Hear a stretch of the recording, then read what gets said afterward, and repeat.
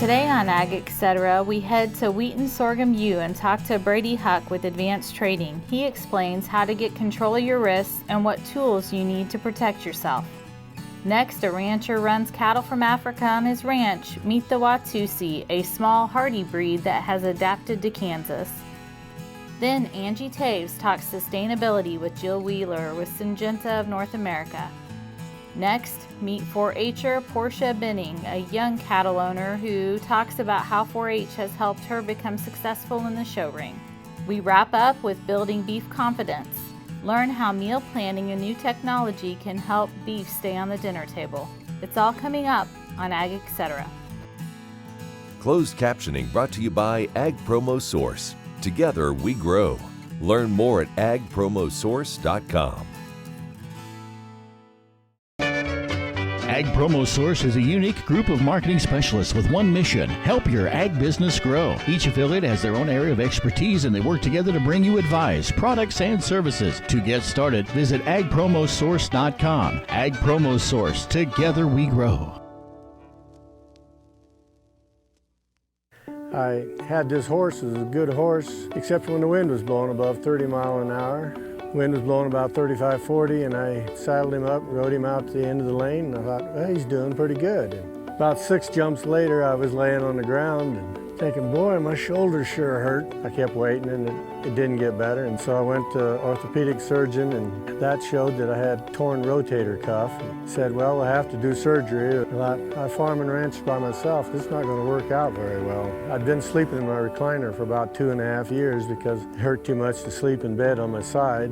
I'd heard about Kansas Regenerative Medicine Center on the radio. Gotten down there at 8 o'clock in the morning, and by 11:30 the procedure was all over. They just took some fat out of my side here and spun that down for about 45 minutes and then injected it in my shoulders, and I was on my way.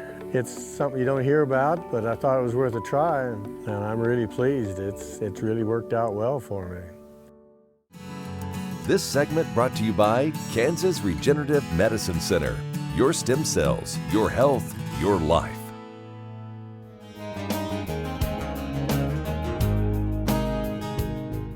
Brady Huck, Advanced Trading, based out of Dodge City, Kansas.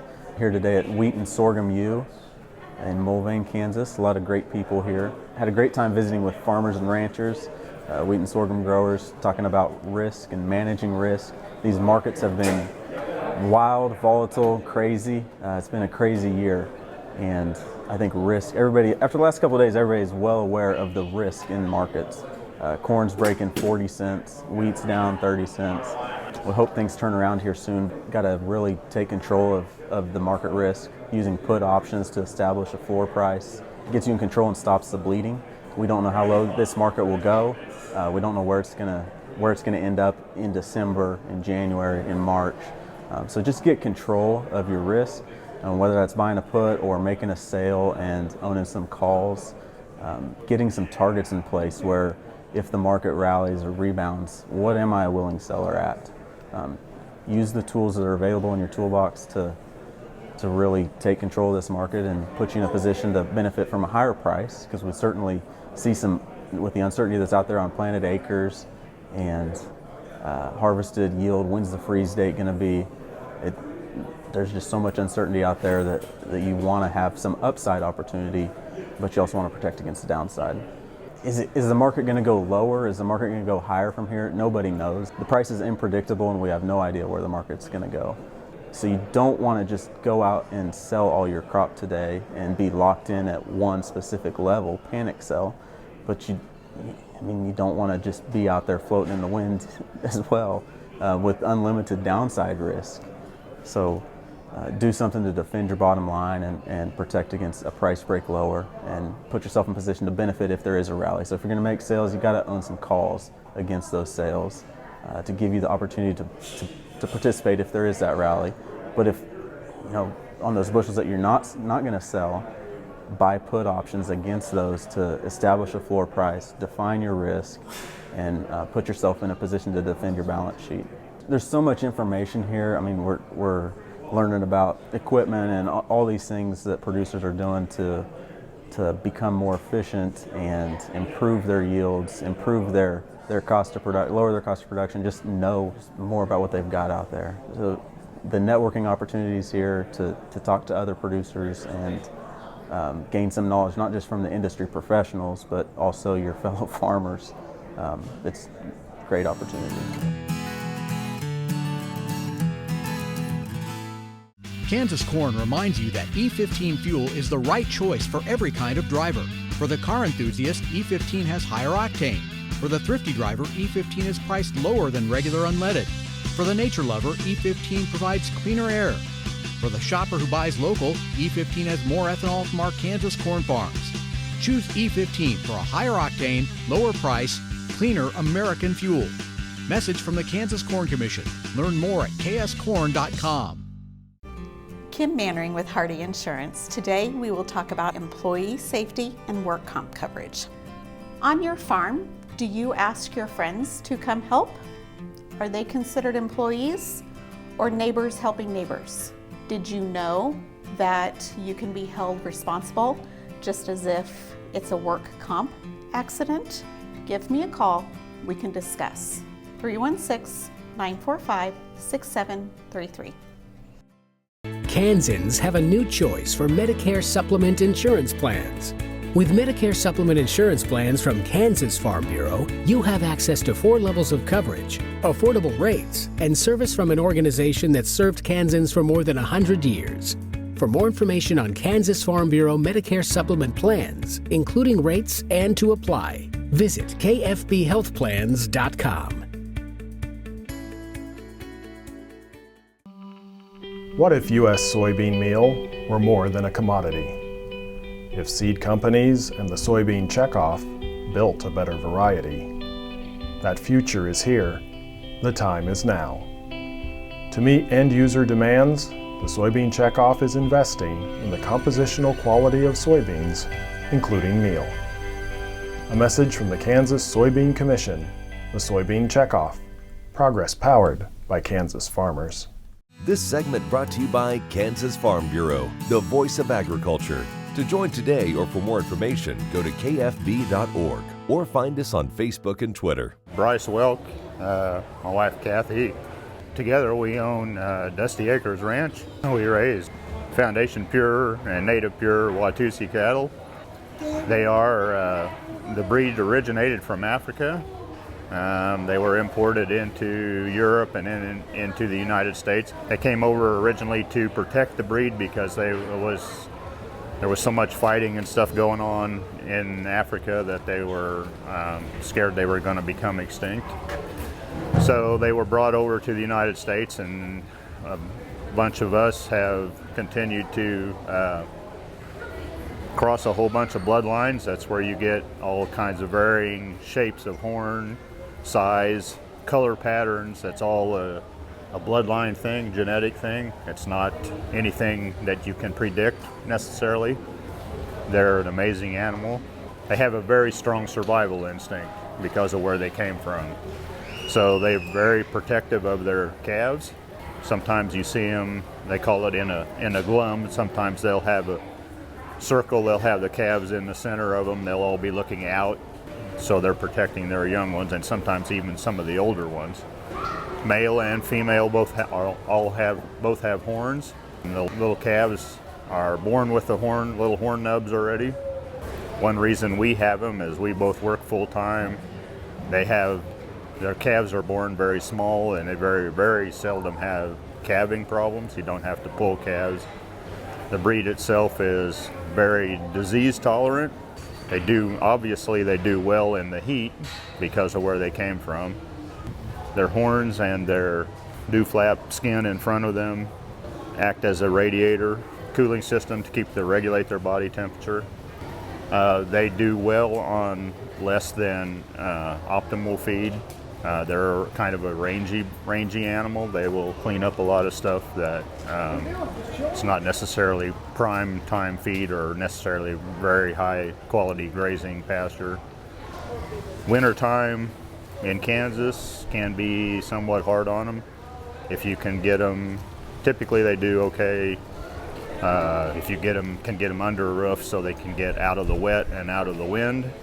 Not necessarily has to be a heated barn, but you need to get them so they need some cover, because the horn, all of the blood that's in their horn can actually freeze, and it won't necessarily kill them, but it will make that horn droop, and it'll look pretty nasty, look pretty bad. They're a regular beef animal, so they can be used for meat as well. They're a lean beef, really lean, and I call it a really red meat, dark red meat. Taste is a little bit different, but the key to that is lower heat and longer time. Don't overcook it. Don't try and overcook it, because basically there's not a lot of fat there. They can be milked.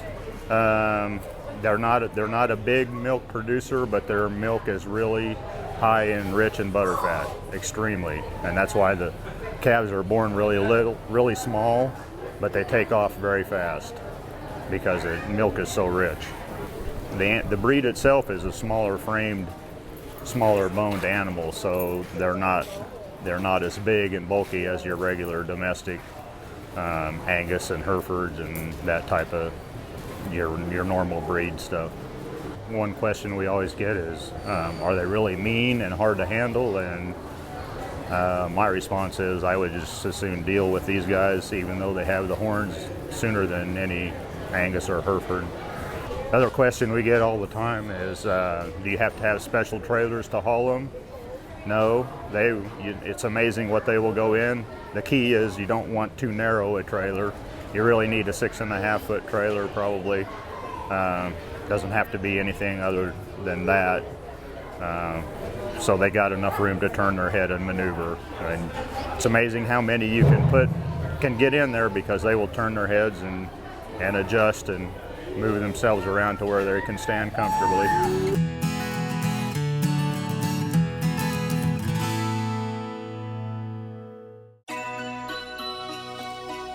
For a few weeks each year, historic Lecompton turns into a living Christmas village as dozens of volunteers, thousands of ornaments, and hundreds of trees come together to transform the territorial Capitol Museum into a Christmas postcard.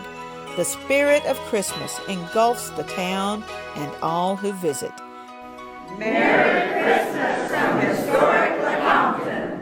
Sure Crop Fertilizers was started by my father, Don Sherman, and my mother, Shirley Sherman. Family business that started in the 80s. We predominantly focus on plant nutrients and what we can do to give growers better responses with the fertilizer dollars that they do, and what we can do to make those things work better for the grower.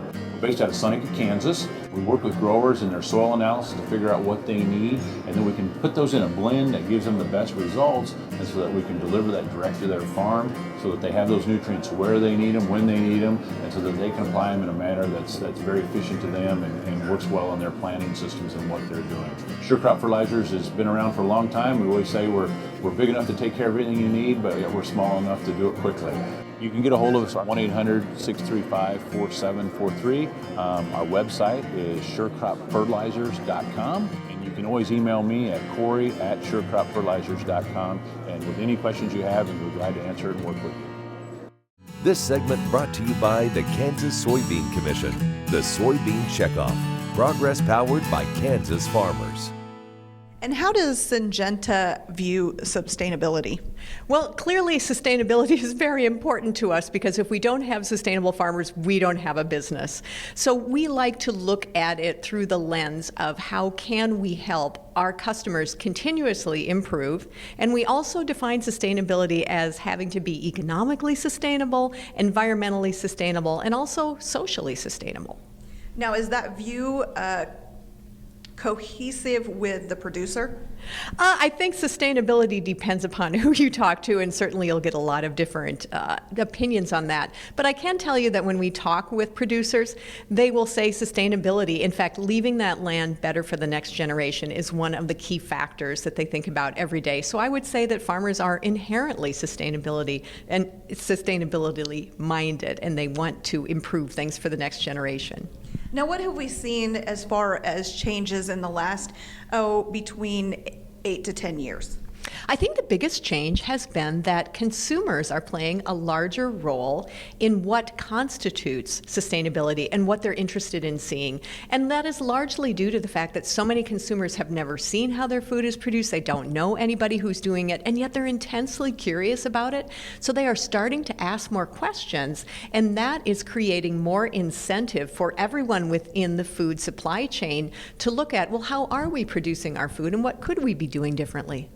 And do we see millennials or Gen X group having a bigger push on this? That's a great question, and you're absolutely right. Millennials and Gen X are driving a lot of this, and Gen Z, because they take a big interest in their food. They're always putting pictures of their food on Instagram, and they are also more willing than previous generations to pay a little bit more to support brands and, frankly, food producers who they believe share their same values when it comes to sustainability. And as far as that, when we're seeing them pushing forward in that area, do we see them pushing more for those plant-based quality products? I think it all depends. What they really want is, again, to feel good about the purchases that they're making. And it doesn't mean that they all want to be vegetarians. Certainly they are concerned. They hear the news stories, they see the feeds on social media, and they're asking a lot of questions. But they are still consumers. They want what tastes good, and they do also want what is good for them. And you talk about social media. Are we seeing social media playing a huge part in the sustainability? Social media is a big part of sustainability. It makes it much easier for people to get and spread information. It's not always accurate, but it's information nonetheless. And it creates trends that spread very rapidly, and it allows more of them to find like-minded individuals and engage in conversations with them. Does it also hurt that also? I say it can be, because if we only speak to people who agree with us, we'll really never get anywhere.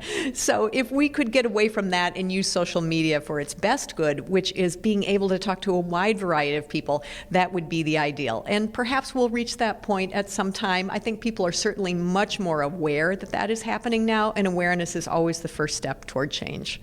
And where do we see the funding for sustainability coming from in the future? That's an excellent question.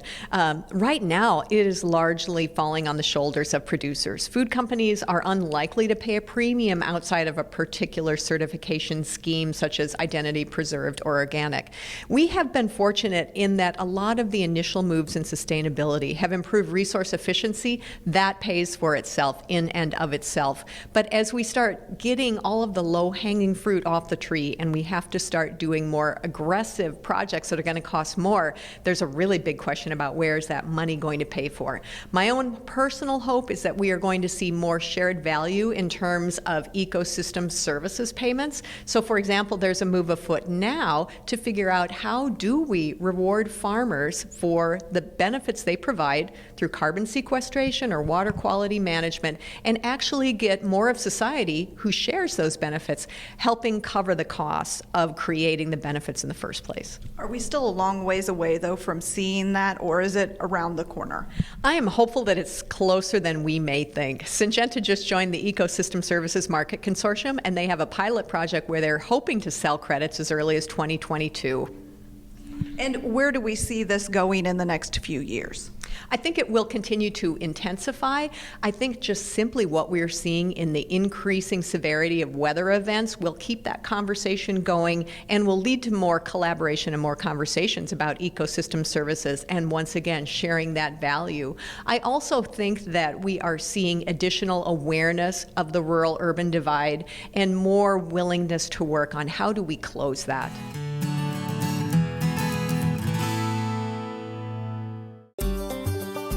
Welcome to the Western Kansas Wildlife Travel Center, right here in my hometown of Oakley, Kansas. We're the front door of Western Kansas, located on 3 main highways, I-70, US 83, and US 40. And all those roads lead to history, beautiful scenery, and adventure, no matter which direction you go. We now have an IHOP. That brand that you've trusted up and down the road in all your travels is staffed with local folks, real people, just like you and me, and we're waiting on you to join us. So for fun, adventure, fuel up, fuel your body, and let's have some fun.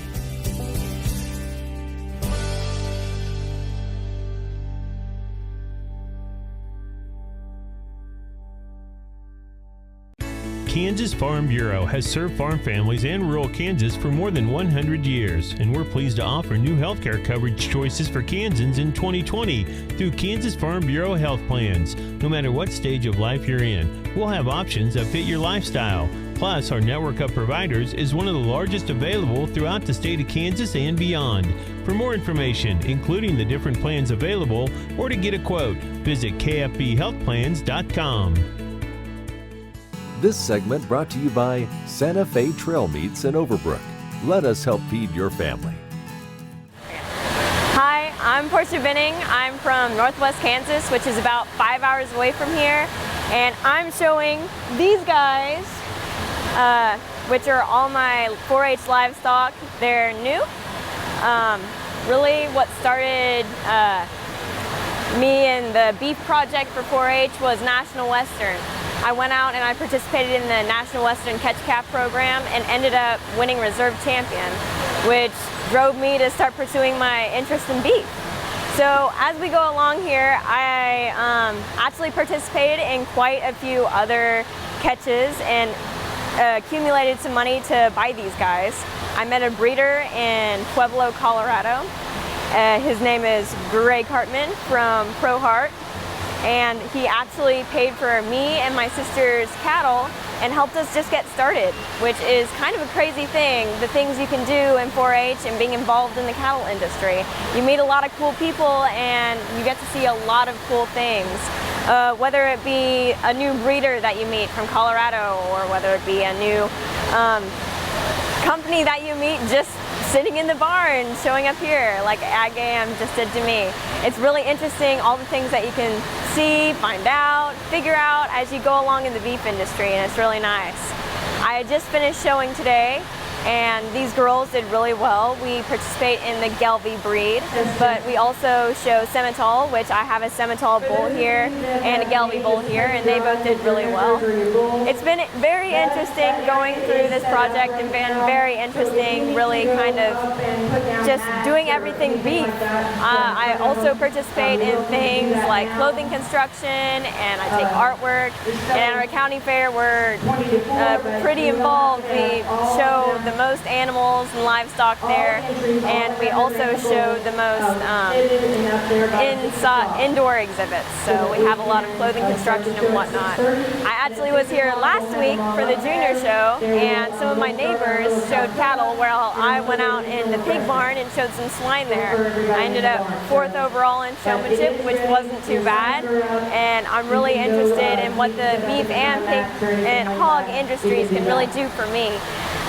Really being involved in 4-H and being involved in all this has really just spurred my career and really getting to know what I want to do with my life. 4-H really does a ton of wonderful things for young people, and I cannot talk any higher of it. It is just one of the best programs you can get involved in ever.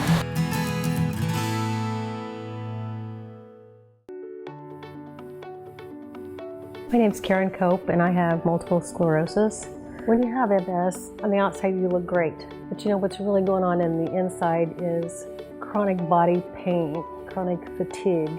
And there's lots of days that I'd wake up and say, oh, please God, help me get through this day. You know, after stem cells, Chloe, my youngest daughter, she was asked by my father-in-law, how's your mom doing? And Chloe said, Grandpa, I've never had a mom like this before, because she was 8 when I was diagnosed, and she really had no other memory of me but being sick. It's really the simple things that we do as a family, like play cards, and to be able to win at cards. You know, they all laugh because I used to repeat myself and say, what hand are we on? You know, where are we at? And it's just been really a true blessing from God, and we're really thankful. This segment brought to you by Sure Crop, liquid crop nutrition delivered right to your farm. Cattlemen need to connect with our rapidly changing food culture to understand how and why consumers eat and think as they do. Vegan and vegetarianism became all of a sudden a very hip term. And what we're not talking about is the fact that 86% of Americans still describe their diet as that of a meat eater. How we as a beef industry can make sure that we elevate the profile of beef from a health perspective, from a nutrition, from animal welfare, impact of the environment, and everything else. Many consumers purchase meat for just one meal at a time, or maybe two, but they need more on hand to plan ahead. One of our biggest issues at the meat industry is the fact that people's refrigerators and freezers are empty. And if we can figure out a way to actually make sure that people meal plan the way we used to, where the entire week is laid out and beef and other meats are part of those meal plans, then I think we have a lot of opportunity to grow our sales. Beef might be out of many people's culinary comfort zones, but new technology can give them more confidence to plan on beef while they plan meals for the week. We have not had innovation in cooking technology in a long time until the arrival of the Instant Pot and the air fryer. And of course, those are two appliances that are incredibly popular among millennials, and they work extremely well with meat. And I think this is our opportunity for beef, to get in on the ground level and explain that if you have a frozen solid roast in your freezer, you can put it in your Instant Pot and still have a healthy, good, great tasting meal for the family 30 minutes later. Building that confidence leads to more home-cooked meals made with beef, and millennials trust brands to deliver the best every time.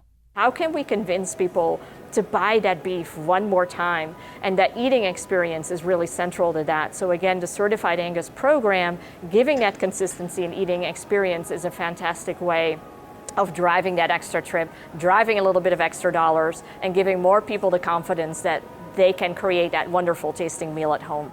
Consumers want to know more about their food, and beef producers need to share their stories. I truly believe that consumers have the biggest trust in farmers. You know, a lot of people think about the supply chain as being linear, with the farmer on the one end and the consumer on the other. I think more and more it's really becoming round, where the consumer wants that interaction with the farmer. Rohrink says joining that dialogue will help keep beef producers in touch with the nuances of shifting consumer demand. I'm Bob Cervera.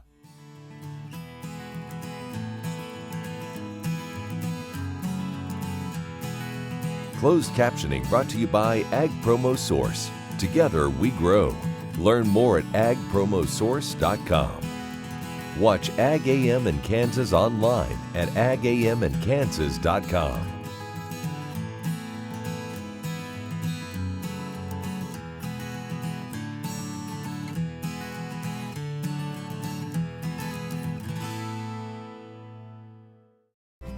Kim Mannering with Hardy Insurance. Today we will talk about umbrella coverage. Did you know that if your cattle get out, you could be held liable for that? Call me. Let's have a discussion.